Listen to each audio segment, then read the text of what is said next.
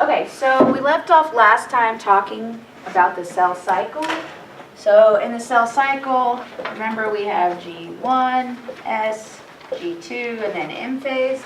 And so we focused on what was happening in M phase in mitosis. And so just as kind of a review, I want to talk about, what the different things are that are happening in mitosis. I mean, we go through prophase. Prophase is where the chromatin begins to condense. And then in prometaphase, this is where you have that spindle apparatus starting to form. The nuclear envelope is dissolving, and you can actually see the condensed chromosomes in it. And then in metaphase, this is when they line up in the plate, and you have the microtubules attached to the kinetochores of the sister chromatids. And then in anaphase, those microtubules contract via the spindle apparatus, and that's what pulls those sister chromatids to opposite sides of the cell. And then you have telophase, which is where you actually start to get the pinching, and you start to see the two different daughter cells form. Also, you start to see the reformation of the nucleus. And so in general terms, in mitosis, remember we started off as a diploid organism, or a diploid cell, so one copy of genetic information from mom and one copy from dad. And we undergo one cell division, and after that cell division, we end up with two daughter cells, each one that's also going to be diploid. And so in mitosis, you're going to have one replication, or not in mitosis, but prior to mitosis in S phase, you're going to replicate your DNA one time.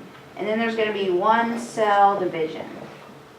And these are going to be in the somatic cells. Remember, somatic cells are your body cells. Everything except for the gametes, the sperm and the egg. And so this is going to be the process that's used to make new cells for growth and development and tissue repair, like we talked about last week. Now, in comparison, if we look at meiosis, meiosis has nothing to do with the cell cycle, okay? You will not find meiosis in the cell cycle over here. That's the first difference. The second difference is you're going to start with 2N, and you're actually going to have two cell divisions. The first cell division is going to be called meiosis 1.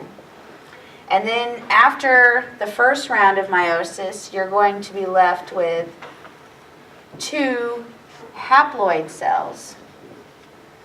And so after this, then you're going to undergo another division. This is going to be meiosis 2.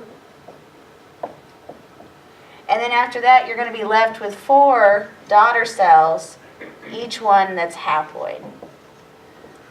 And so in meiosis, you're still only going to have one replication of the DNA. You still have to replicate your DNA because you're dividing it into new cells. And so you're still going to have one replication, but you're going to have 2 rounds of cell division. And it's that second round of cell division that allows you to end up with 4 daughter cells, each one of them only having one set of genetic information. So if these are sperm, then they're only going to have, the male's genetic information. If these are the eggs, then they're going to have the female's genetic information. And then the point of developing these haploid gametes is so when they come together in fertilization, when you have your haploid sperm and your haploid egg, and they come together and make a zygote, or a developing embryo, it's going to be diploid. So the only time that we ever but the only time we ever are haploid is when we're either in the sperm or in the egg. And then from that point, after fertilization, from there on out, then you are a diploid developing organism. And so these haploid gametes allow us to also introduce genetic variation into the different offspring that we're talking about. And so we're going to go through and we're going to talk exactly about what happens in meiosis 1 and exactly what happens in meiosis 2. Now, each phase of meiosis has similar subcategories within it. So we're going to see prophase, metaphase, anaphase. stuff like that we saw in mitosis, except what's going to happen is going to be a little bit different. And so we're going to go through, and we'll just write this as we go. So first we're going to talk about meiosis 1. And so in the first round of replication, again, you're going to go through prophase 1, you're going to go through metaphase 1, anaphase 1, telophase 1, and then it will carry over into mitosis 2. And so one of the most important functions of meiosis in general is to introduce genetic diversity into the gametes. And so we're going to start off in our cell. We have our prophase 1 cell. So again, our chromatin is going to start to condense, and so we can start to see these chromosomes appear. But what else is going to happen in prophase 1 is we have what are called homologous chromosomes. And so a homologous chromosome, write this over here.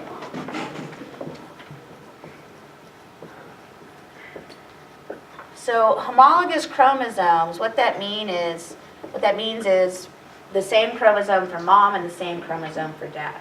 So for instance, chromosome number 7 for mom and chromosome number 7 from dad. And so we each have 23 chromosomes, one set from mom and one set from dad, which gives us 46. Well, each 2 of those 46 are going to be paired together. Example, the same chromosome from mom and dad, so chromosome 21 and chromosome 21, or chromosome 7 and chromosome 7. Anyways, these homologous chromosomes, they have the same genes along the length of it. It's just they have different versions of those genes on it. So for instance, if I have mom, and this is her replicated chromosome, so these are still the sister chromatids right here. So if this is mom's, and we'll do dad's in a different color, they're the same order of genes, but dad might have a gene for blue eyes, and mom might have a gene for brown eyes. So same genes, just different versions of those genes. Anyways, what's going to happen in prophase 1, these homologous chromosomes are going to meet up together.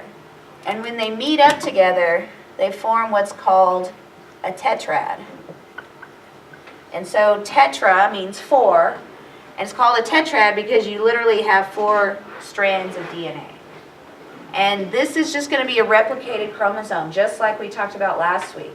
So it'll, in the, before it enters into meiosis, it'll make a copy of itself. So these are sister chromatids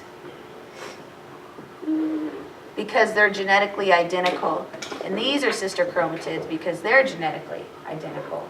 But these homologous chromosomes aren't necessarily identical. They just have the same genes, just different versions of those genes. And so it's called a tetrad because you end up with 4 pieces of DNA.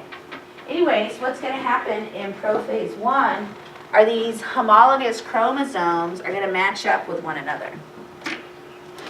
And so there's, we'll just say purple is mom's DNA and black is dad's DNA. So this, for instance, could be chromosome 1 of mom and chromosome 1 of dad, chromosome 2 of mom, chromosome 2 of dad, so forth and so on.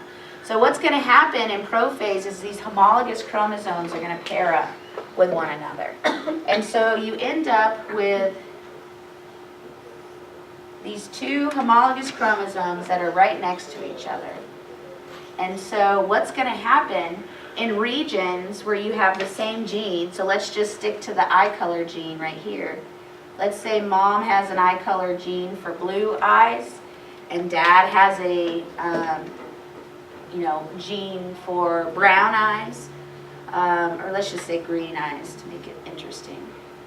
So during prophase 1, all right, these homologous chromosomes, they come next to one another to make this tetrad. And then what's going to happen, there's a process called crossing over. And this crossing over is where we're going to introduce our genetic diversity. And so in this crossing over, what happens is homologous or very similar pieces of DNA based on sequence what will happen is you'll actually get parts of mom's chromosome going onto dad's and vice versa. So what will happen, again, here's our chromosome from dad and here's our chromosome from mom. Well, in those homologous regions of DNA, because we're still talking about the same gene, so there's going to be similar nucleotide sequences, even though you're going to end up with a different product in eye color. But anyways, these arms of these homologous chromosomes, they're literally going to cross over. And so the DNA is going to break on both strands, and they're literally just going to swap places with one another. So at the end of prophase 1, now you have some of mom's DNA on dad's chromosome. And same thing with with mom's chromosome. You're going to have a region that has some of dad's DNA. So you literally just switch at a point in these homologous chromosomes. And so this is called crossing over. And so this crossing over, again, is only going to occur in prophase 1 of meiosis. And so the main thing that's happening in prophase is you get this crossing over, and the point of crossing over is to introduce that genetic diversity. Because when we go through the next series of meiosis 2, we're going to end up with different combinations of gametes. So this will be one, this will be one, this will be one, and that'll be one. And all 4 of them will be different. And so that's how we're introducing this genetic diversity. You say it crosses over in prophase 1? Yes. Crosses over in prophase 1 of meiosis. And so there's no crossing over in mitosis. So this is unique to meiosis. And that's within any of the 23 that's happening with them? Yeah, that's happening with every single pair. Okay. The only thing it doesn't do is the X chromosome and the Y chromosome, because those are 2 totally different things. Okay. But every other chromosomes, yeah, they're matching up with their homologous chromosome, and then they're switching pieces of DNA. And so you can kind of see that here, right, too. You see the blue chromosome with a little bit of red, and a red chromosome with a little bit of blue. And so once you end up with these new pieces, or these, unique genetic sequences, we call these recombinants.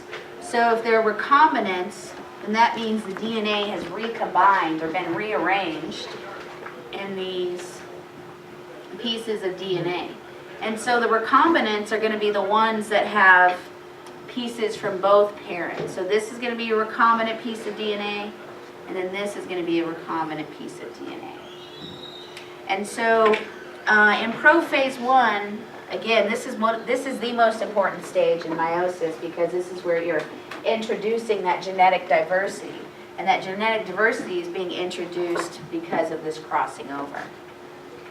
So after prophase 1, now you still have diploid cells that have genetic information from both parents. Now you just have 2 of those chromatids being introduced with new genetic information. And so after prophase 1, everything else that kind of happens in mitosis is going to be pretty much the same. So after prophase 1, you've done this crossing over. Prometaphase is going to be the same as in mitosis. So is metaphase. You're going to have the homologous chromosomes line up. One thing that is different, though, is let's just focus on metaphase right here. So when you're lined up in metaphase, your homologous chromosomes are lined up, and they're lined up in the middle of plate, and crossing over has already occurred, so there's little pieces of DNA shared between each set of homologous chromosomes. Now, in mitosis, what's happening is we are dividing sister chromatids. Remember, we go through S phase, we get that characteristic looking chromosome, and then we divide the sister chromatids from one another. And so this is separating the sister chromatids. Now, in meiosis 1, the first cell division is going to be separating homologous chromosomes. And then in meiosis 2, this is where we separate these sister chromatids from one another. Sister chromatids. So basically, meiosis 2 is going to look very similar to mitosis.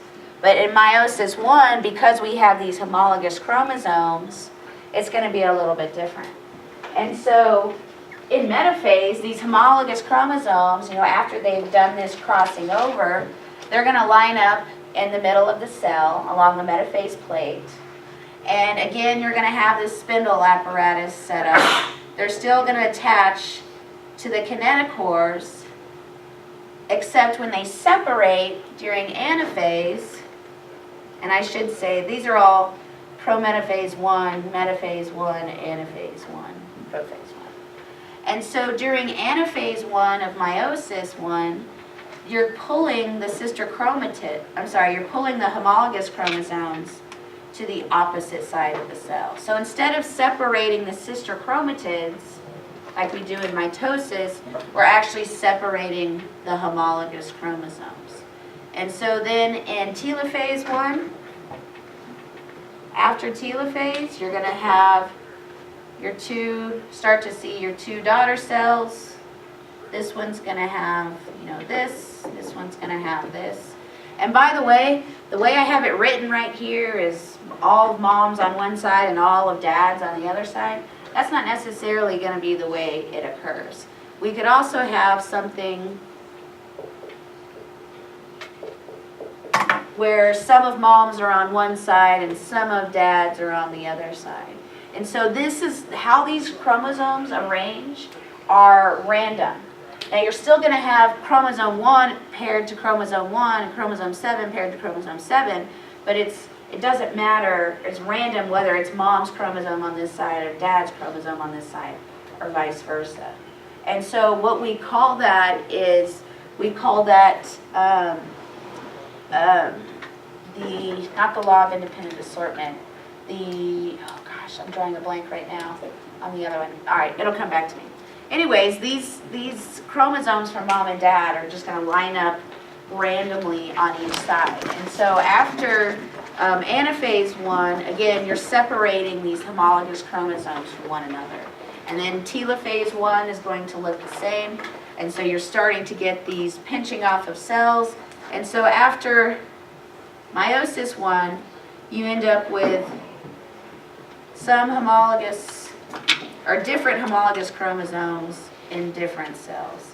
So in other words, this might be chromosome 1 of mom, this might be chromosome 1 of dad, this might be chromosome 2, this might be 2, this could be 3, and this could be 4. So in other words, you're going to end up with one of mom's chromosomes in one of these cells, and then the other one of dad's in the other one. So you're separating those homologous chromosomes. So after meiosis 1, you're not going to have the same chromosomes in the same cell, in other words. So you're either going to have mom's chromosome 1 or you're going to have dad's chromosome 1. You're not going to have both in this resulting cell. And so because you don't have both sets of genetic information, this cell right now, this is haploid. Because you only have chromosome 1 from mom or chromosome 1 from dad. You don't have both. So you still have all the chromosomes, you just don't have multiple copies of those chromosomes. And so we're starting off in meiosis 1, again introducing this genetic diversity in crossing over where those pieces of DNA literally switch pieces with one another. And then everything else, metaphase, everything lines up in the middle of the cell, except in meiosis, you're pulling apart the homologous chromosomes, not the sister chromatids. And so after you end up with meiosis 1, you're going to have these two daughter cells, and each one is only going to have one set of genetic information. And that genetic information is going to be made up of bits and pieces of mom and dad's DNA. So you might have chromosome 1 from mom, chromosome 2 from dad, chromosome 3 from mom, chromosome 4 from dad, so forth and so on. And so after meiosis 1, that's going to bring us into what occurs during meiosis 2. And so meiosis 2 is actually where we separate these sister chromatids from one another. So, make some room. Okay, so in meiosis 2, there's not going to be another replication stage. So we're only replicating our DNA once. And so in meiosis 1, we're separating the homologous chromosomes from one another. And in meiosis 2, we're going to separate those sister chromatids from one another. So meiosis 2 is going to be basically the same process that occurs in mitosis. Because in mitosis, we're separating sister chromatids. And then in meiosis 2, we're separating sister chromatids as well. And so the first step of meiosis 2 is going to be prophase 2. And the same thing's going to happen. We're going to have these pieces of DNA. They're going to start to condense. And then prometaphase is going to be the same thing. You're going to start to see these individual chromosomes that are going to be there. And then you're going to go into metaphase. And so again, in metaphase, you have all the chromosomes lined up in the middle. You see the spindle apparatus, forming, connecting to the kinetochores of the sister chromatids. And then in anaphase 2, again, you're separating these sister chromatids to opposite sides of the cell. And so this is, like we said, going to look just like what happens in mitosis. And then after anaphase 2, then you're going to have telophase 2. And telophase is again going to start to